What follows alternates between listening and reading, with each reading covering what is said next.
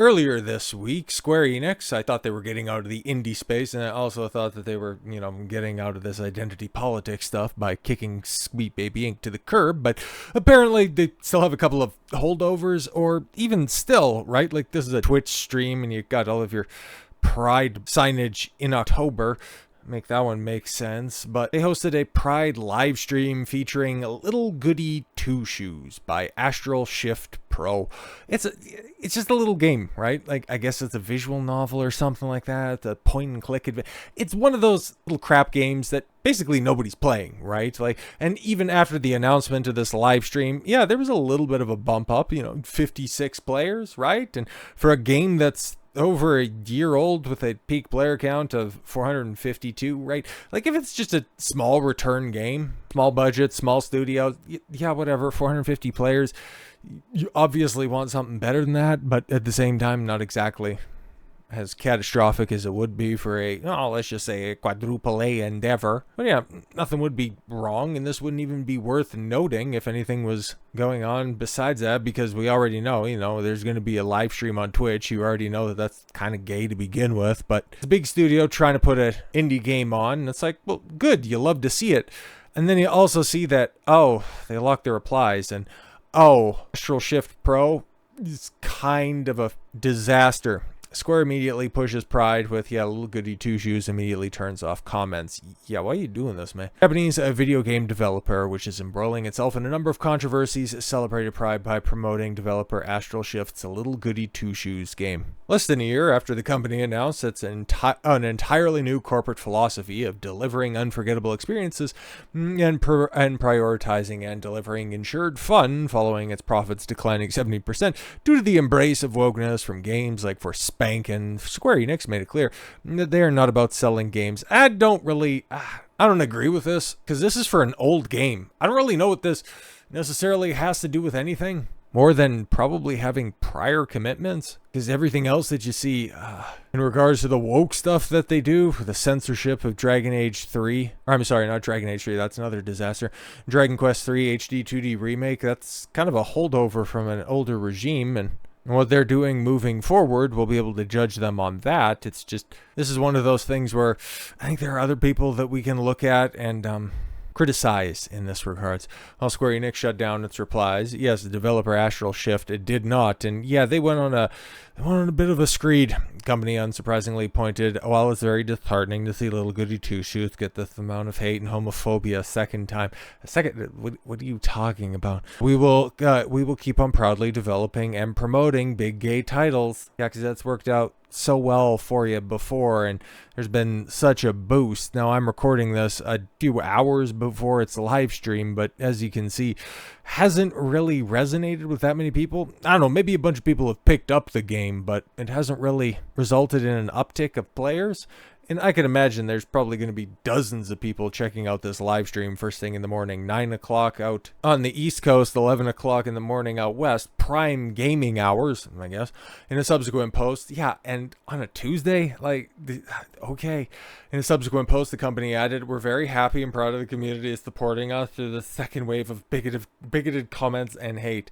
Second wave? Bro, I don't even think anybody really cared about this stuff until you made it an issue. Then instructed, quote, retweet the original Square Enix post and with positivity, and let's make this Pride live stream a great experience for everyone. Yeah, you could have just started right there and left out the victim blaming, or I'm sorry, the victim baiting, and this would have just been bog standard promotion. I don't know what to tell you. Company added another post. Of course they did. "Our titles are very honest and true to ourselves and our identities." Now, if that was actually the case, why would you have to be running your mouth so much? Just wondering. And we've seen how they resonate with so many people. I've never heard of you before in your life. Little Goody Two Shoes has made such a positive impact since its release. Dozens of people have played it, and we appreciate every positive message of support we get. But yeah, despite the company's claims, in the game in question, Little Goody Two Shoes, does not appear to have sold many copies at all. Gamealytic estimates it has sold around 33,600 units, while Play Tracker believes it has sold 39,700.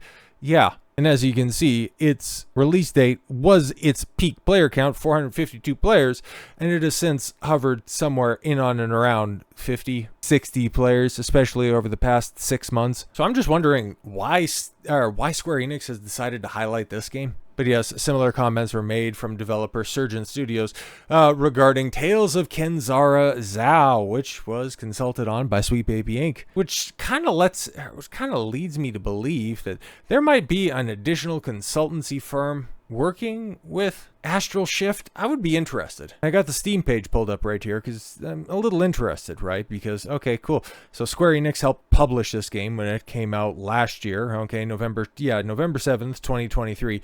Published by Square Enix, developer AstralShift. Yeah, all that stuff. And all the reviews on it's like it's overwhelmingly good, very positive. Recently, 62 reviews overall. Just about 1,100 reviews, overwhelmingly positive. And the ones down there at the bottom, yeah, people appreciate and like the game. Like, there doesn't seem to be any negativity, at least from these metrics. And again, it's not a game. It's not a genre of game that I'm really all that interested in. And I'm not saying that they shouldn't exist or anything like that. It's just not my thing, bro. But that's okay. It really is just okay. It would just be interesting to find out if Sweet Baby Inc. was involved with this game, because we knew, at least a few weeks back, they were a proud partner, Square Enix. So could they have worked on that one? Perhaps, because other games, pulling the same tactics, have also worked with these same companies.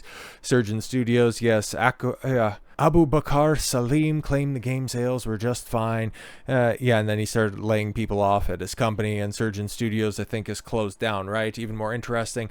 Move to push these disordered lifestyles just comes, yes, after the comments made by Dragon Quest's Yuji Horii and his very based interview that we talked about recently as well, that even though some of the mistranslations, which really just didn't impact what Horii was talking about, and change that all whatsoever, but even some of the source untranslated interviews, they've also been getting scrubbed. So it's interesting to see what's going on right now, because these are death throw moves where you have these agenda driven companies finding out that all of their hard work is not panning out.